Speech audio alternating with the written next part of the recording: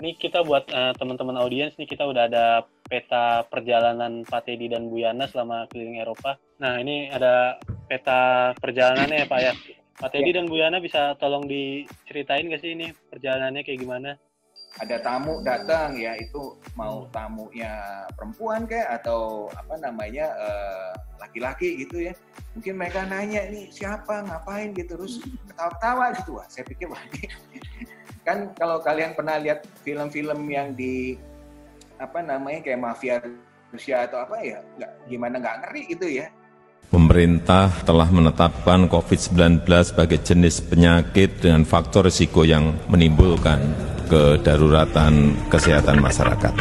Salah satu caranya adalah dengan seruan bekerja dari rumah. Kita ketahui bahwa saat ini kita semua banyak yang sedang bekerja di rumah karena sedang ramainya wabah COVID-19 yang menyebabkan tingkat kematian dan penyebarannya yang tinggi. Selamat pagi, siang, dan malam dimanapun berada, dan mudah-mudahan teman-teman semua berada di rumah sesuai dengan anjuran pemerintah. Semoga sehat selalu. Halo teman-teman semua, sebelumnya terima kasih banyak sudah menyempatkan diri mengikuti acara Ngopi ke-10 kali ini. Perkenalkan, saya Noval Safli, host Ngopi ke-10 kali ini. Tentunya saya tidak sendirian, saya ditemani oleh rekan saya, Mas Tony. Halo Mas Tony. Selamat sore semuanya. Dan juga pastinya kedua narasumber kita yang hebat, ada Bapak Teddy dan Ibu Yana. Halo Pak, Bu.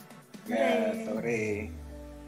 Nah, sedikit informasi tambahan, tadi moderator sempat menyinggung juga, Bapak Teddy dan Ibu Yana ini adalah pasangan suami istri yang melakukan perjalanan keliling dunia menggunakan mobil pribadi, yaitu Toyota Fortuner. Nah, perjalanan tersebut dimulai pada Mei 2017 dan berakhir di Januari 2018. Bapak Teddy dan Ibu Yana mengunjungi ke 31 negara yang ada di dua benua, yaitu Asia dan Eropa.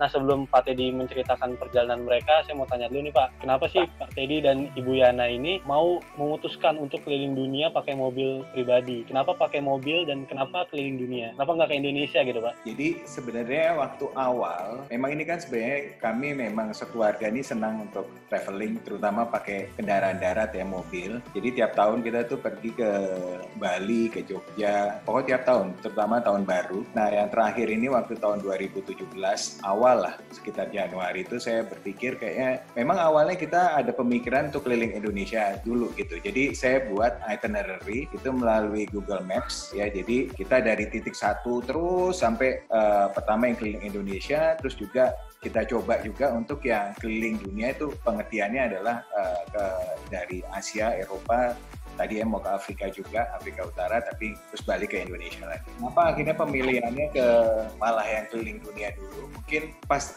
saya pelajari ya, jadi waktu kita keliling Indonesia itu kan negara kepulauan ya. Jadi banyak kita nyebrang itu pakai kapal. Jadi sebenarnya waktu kita kemarin keliling dunia juga kita banyak di Norway, tapi itu bentuknya ferry. Jadi ada mungkin hampir 10 kali lah kita nyebrang, tapi ferry itu kan kayak Jakarta Bali, kapan aja kita datang pasti ada. Nah, kalau yang waktu kita keliling Indonesia itu dari pertama saya pikir dari Jakarta terus ke Sumatera, nanti nyebrang ke Kalimantan terus ke Sulawesi terus ke Maluku Utara. Nah, itu setiap saat ada kapal lautnya, kapal barang atau kapal penumpang yang bisa bawain. Nah, terus yang kedua, saya mikir mungkin dari strategi aja. Kebetulan kan memang usia kita juga udah 50 lebih waktu kita berangkat.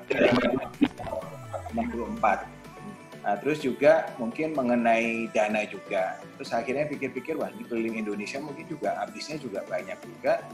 Akhirnya terus waktunya juga yang tadi yang karena mesti range kapalnya tuh mesti pas banget gitu ya, kita sampai di satu tujuan terus bisa nyebrang. Itu pun juga dari webnya orang-orang itu atau web resmi dari perusahaannya bilang kadang-kadang kalau gelombangnya tinggi ya mereka nggak berangkat. Nah bisa nunggu seminggu lagi untuk yang rute yang nggak rame ya, maksudnya dari kota pulau-pulau yang kecil. Nah jadi akhirnya kita putusin kita keliling dunia, karena kalau dipikir ya waktu kita keliling ke Asia Eropa itu semuanya tuh pas habis nyebrang dari Indonesia kita kebetulan waktu itu milihnya Singapura karena referensinya di situ, itu semuanya jalan darat. Jadi Singapura, Malaysia, Thailand, terus ke utara sampai kita balik lagi itu jalan darat, terus baru ke Indonesia. Jadi pemikiran saya mungkin pertama dari sisi travelingnya lebih mudah ya, karena jalan darat tinggal disesuaikan aja jarak tempuhnya. sebelumnya. Nah, enaknya lagi pada saat ini kan ada Google Maps. Jadi dengan Google Maps itu kita bisa memprediksi dari satu titik ke titik berikutnya itu berapa jam, terus kilometernya berapa. Jadi diprediksi. Jadi dalam itinerary kita juga udah detail sekali itu. Pemilihan akhirnya kita ambil yang keliling dunia itu. Yang saya tadi bilang strategi apa? Karena saya berangkat kan nobody ya. Sebagai nobody itu istilahnya nggak punya referensi sebagai kayak driver unggul seperti pembalap, pasti kita nggak dapat sponsor. Nah, akhirnya dengan pemikiran itu saya pikir, kalau kita ambil yang agak jauh, mungkin kalau kita bisa selesaikan pas keliling Indonesia-nya kita bisa lebih mudah karena berdasarkan CV itu kita bisa dapat sponsor dari perusahaan otomotif yang ada ya. Dan kenyataannya seperti itu. Jadi waktu kita pulang, rencana kita mau keliling Indonesia kemarin tahun 2019. Kita udah buat itinerary-nya dan penonjolannya tuh mengenai pantai-pantai di Indonesia, mungkin kaitannya dengan pariwisata. Jajah Indonesia 1000 pantai, jadi itu tema dari keliling Indonesianya. Rencananya 2019 kemarin, tapi akhirnya diundur dan kita udah dapat sponsor dari beberapa perusahaan mobil, seperti itu kira-kira. Oke, ini kita buat teman-teman audiens, nih kita udah ada peta perjalanan Pak Teddy dan Bu Yana selama keliling Eropa. Nah, ini ada peta perjalanannya ya Pak ya. Pak Teddy dan Bu Yana bisa tolong diceritain nggak sih ini perjalanannya kayak gimana? Jadi kita berangkat mungkin 12 Mei itu 12 kirim Mei. kapal ke Singapura dari Tanjung Priok. Jadi itinerary kita sebenarnya kita udah ada iterasi itinerary itu mungkin ada sampai 20 kali ya. Jadi pertama kita berangkatnya tuh mau dari bagian barat, terus pulangnya timur, dan nggak ada negara yang 2 kali dilalui. Jadi bagian barat tuh istilahnya kita lewat ASEAN, Myanmar, terus Bangladesh, terus ke Pakistan, Iran, terus ke atas.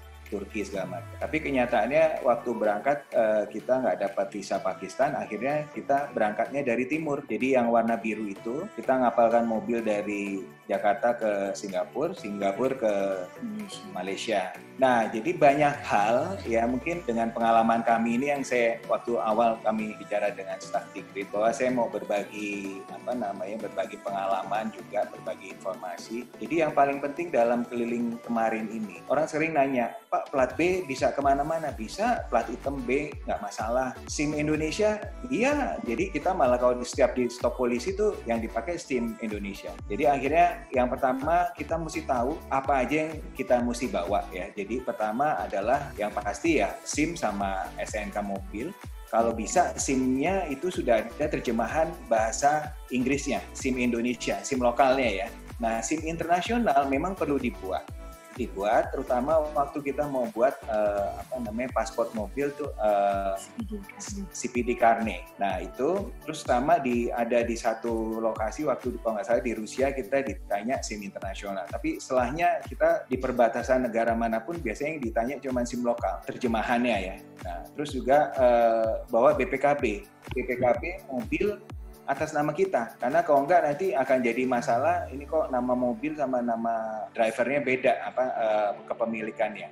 Itu terus paspor udah. Nah setelah itu ya kita bawa mobil Singapura ya, ada dari Singapura ke Malaysia, dari Malaysia harusnya kita ke Thailand. Nah ini yang saya bilang satu hal lagi ya, kalau kita jalan ini yang kita kan nggak tahu bahwa di negara-negara tertentu itu bukan hanya cukup visa kita sama paspor sama segala macam dokumen mobil, tapi mesti ada permit dari pemerintahan setempat. Jadi biasanya Departemen Pariwisata atau Departemen Transportasi. Jadi waktu kita masuk Thailand kita baru tahu bahwa di Thailand itu mesti ada izin dari Departemen Perhubungan. Nah, itu butuh waktu sebulan. Mungkin kronologisnya, kita sebenarnya awalnya mau berangkat bulan Februari, mundur Maret, mundur April, akhirnya baru Mei. Jadi, padahal pertama kali dalam pengurusan visa, multi visa ini juga agak ribet.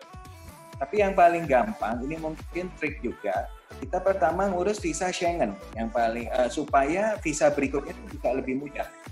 Jadi visa yang lain. Nah enak kalau yang ada negara-negara yang e-visa atau visa on arrival ya kita bisa ngurus melalui internet atau langsung di perbatasan. Nah jadi repotnya itu, jadi visa Schengen-nya kita udah dapat 3 bulan itu terhitungnya kita Februari udah jalan ya mungkin harusnya Maret atau April kita udah sampai di Eropa gitu. Nah, kenyataannya kita baru berangkat Mei, akhirnya ya kita mesti kejar waktu. Jadi waktu di Thailand mesti butuh waktu sebulan lagi, kita akhirnya kita batalkan ke Thailand, kita mengapalkan mobil ke Kamboja dari Kuala Lumpur. Dari Port Klang kita ngapalkan mobil ke Kamboja, dari Kamboja terus udah enak pas udah lepas Kamboja kita Kamboja, Laos, Cina terus ke Rusia terus Cina satu lagi, Cina juga perlu ada agent yang diurus juga, jadi permit dari pemerintah mereka. Tapi ini kalau Cina, nah itu setelah kita dapat permit itu baru kita bisa masukin maksudnya nyupir mobil di Cina, baik mobil ataupun motor. Nah dari Cina itu kalau yang garis biru itu kita ke Rusia, jadi dari Rusia tuh dari timurnya Rusia tuh jadi kita lewatin Siberia, tapi waktu itu kebetulan musimnya juga bukan musim dingin, jadi walaupun dingin tapi tidak ada salju, jadi kita dari Rusia Asianya sampai ke Rusia Eropanya.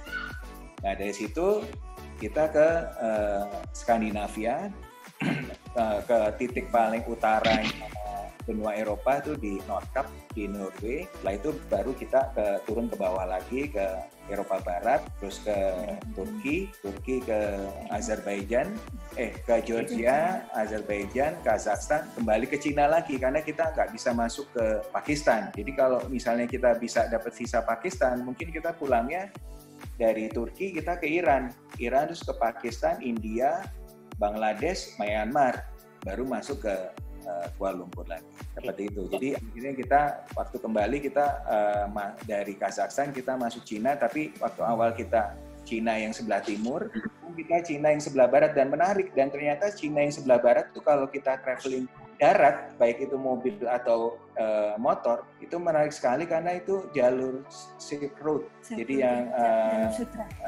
jalur sutra. Jadi itu provinsi-provinsi Cina sebelah barat daya itu yang mereka banyak yang populasinya beragama Islam.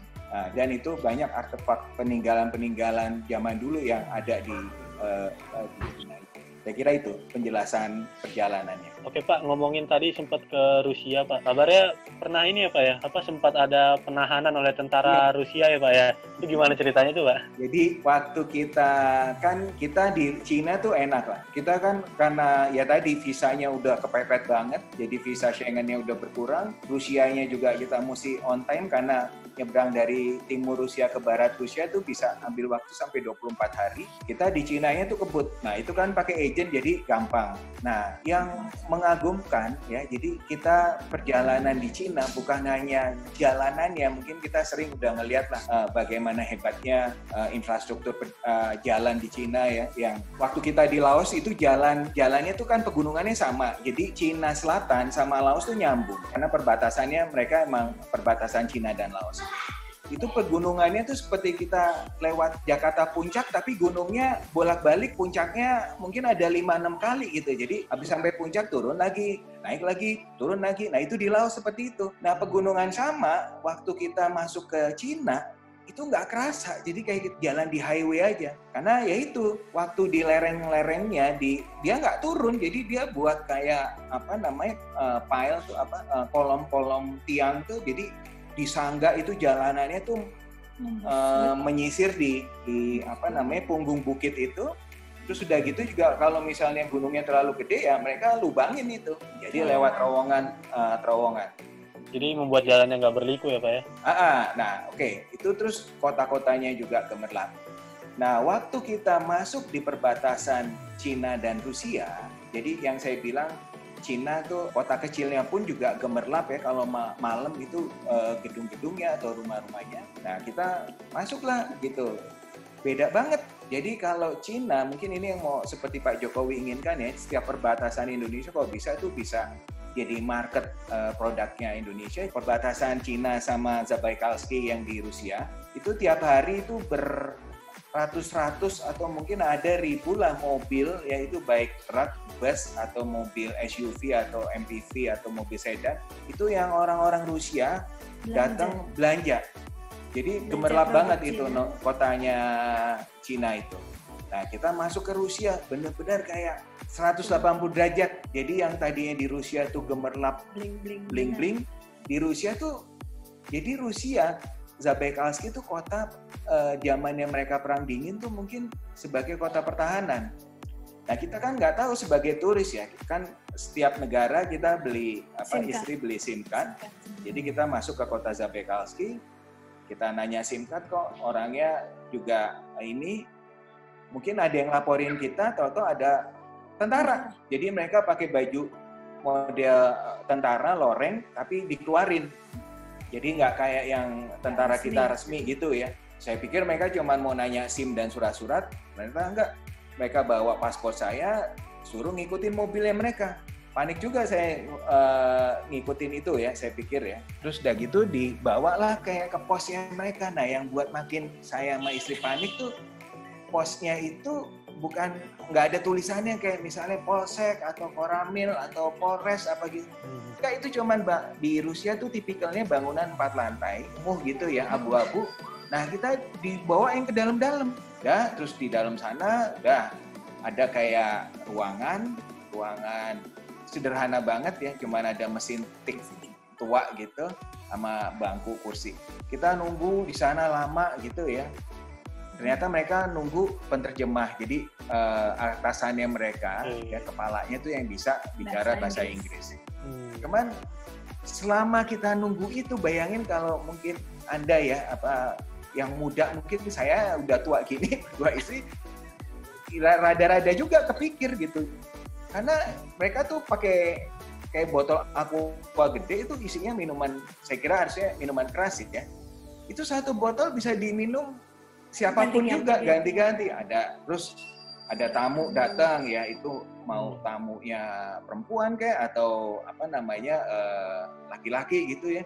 Mungkin mereka nanya nih siapa, ngapain gitu, terus ketawa-ketawa gitu. Wah, saya pikir kan kalau kalian pernah lihat film-film yang di kayak mafia Rusia atau apa ya, nggak ngeri gitu ya. Nah terus itu berapa lama Pak? Sorry Pak. Kenapa?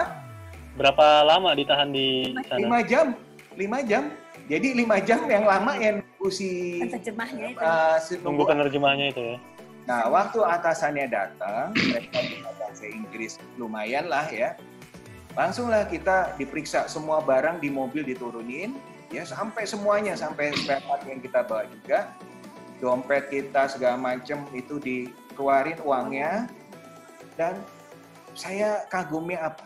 Jadi selama saya di sana nunggu ketakutan, nggak diganggu, nggak dibully juga. Terus sama atasannya tuh malah yang terakhir, istri saya tuh dianterin beli SIM card bareng-bareng dia. Bareng-bareng dia ke toko dan dia yang ngomongin. Akhirnya kita bisa dapat SIM cardnya Rusia. Tapi ya itu, jadi uang saya juga tidak ada yang diambil, jadi nggak perlu saya mesti bayar sesuatu untuk supaya dilepas, itu enggak. Dan mereka sopan gitu. Ya mungkin yang waktu sebelum atasannya datang, anak buahnya juga nggak ganggu, cuman ya perasaan kita aja ya, suasananya suram, kumuh gitu.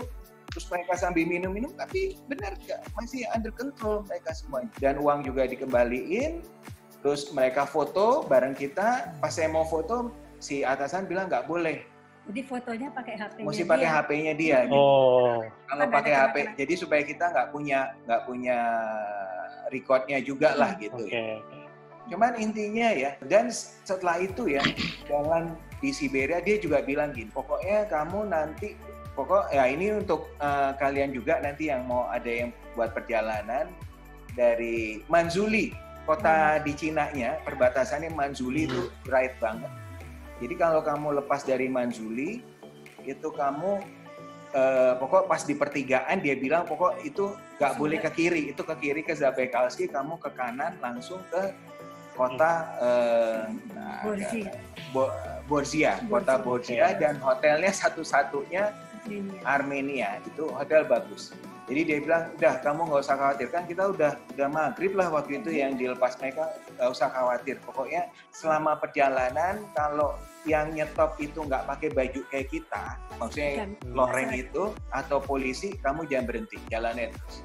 Bener, sampai kita di kota Armenia, di kota Borgia, nggak lama lah 1 jam, terus kita masuk hotel dan udah di situ. Mungkin Mas Tony ada yang mau ditanya, Mas Tony? Selamat sore Pak Teddy. Ya. Itu mobilnya diesel apa bensin Pak? Bensin. Terus berapa liter tuh Pak keliling dunia segitu Pak? Saya tuh mungkin udah agak lupa ya, tapi kira-kira gini, kita kan jalan tuh kira-kira hampir 60.000. Total ya, oke. Kita tuh kalau nggak salah 1718 lah mobilnya.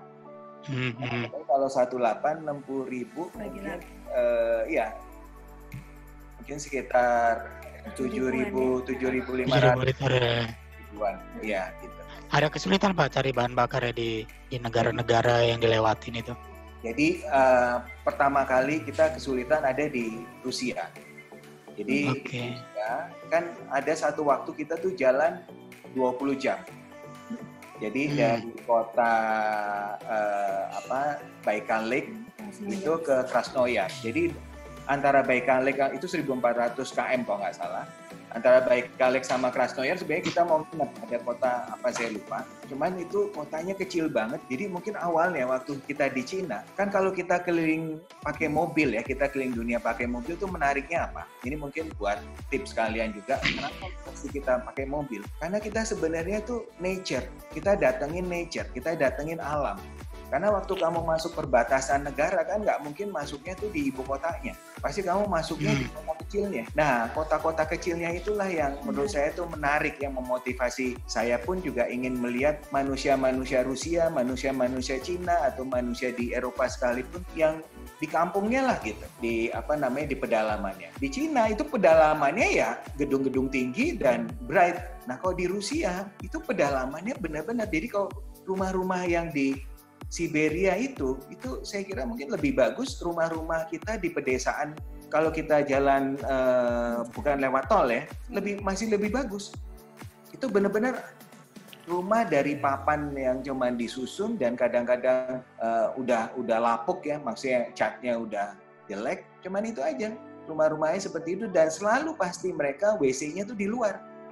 Jadi mereka itu pertama kali kita masuk Rusia, kita di perbatasannya, kantor perbatasannya kah, atau waktu kita belanja makan, maksudnya singgah makan gitu ya, di kayak tempat makan kecil, restoran di perjalanan, itu kalau mau ke WC itu pasti dia tunjuk pojok jauh gitu di luar dan cuman ada lubang. Jadi kalau itu yang di pedalaman banget itu ya tanah kayak digali, terus lubang, nggak ada air, nggak ada tisu, nggak ada apa-apa gitu. Jadi kalau mau pipis atau buang air besar, ya udah di situ nyemplung gitu. Nah, bensin. Oh, bensin ya. Jadi karena itu kita waktu dari Krasnoyar itu kan akhirnya mesti jalan. Nah, biasa tuh 90-100 km tuh ada pom bensin. Cuma ini kok udah jalan jauh kok belum ada pom bensin. Kita udah malam lah. Waktu itu jam 9 malam lah. Akhirnya kayak ada rame-rame, mungkin ada kayak pesta pernikahan atau apa, saya berhenti lah di situ nanya pom bensinnya di mana. Itu agak gede lah kampungnya. Ya tunjukin lah, untung nggak terlalu jauh dari situ ada pom bensin. Cuman yang lebih mengkhawatirkan lagi waktu perjalanan pulang ya, kita di Kazakhstan, kita ada 200 km tuh kan lewat jalan tuh off-road, benar-benar off-road. Di Instagram kita ada itu filmnya. Nah itu bayangkan, jadi tadinya jalan biasa, nggak terlalu bagus, tapi tahu-tahu jalan tuh nggak habis-habisnya. Jalan tanah doang gitu ya, jadi kayak kita ngelewatin padang rumput gitu. Iya, dan saya nggak ngebayang kalau itu gimana caranya kalau nanti kehabisan bensin gitu.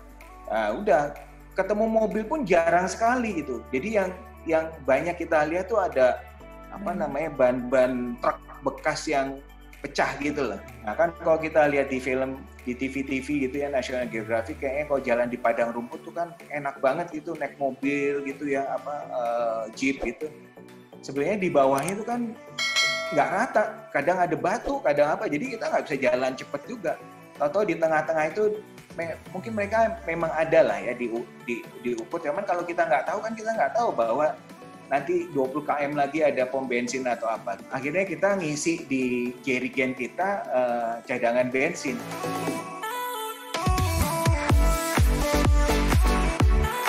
Pas kita jalan segitu jauh, nozzle-nya problem, akhirnya asapnya hitam.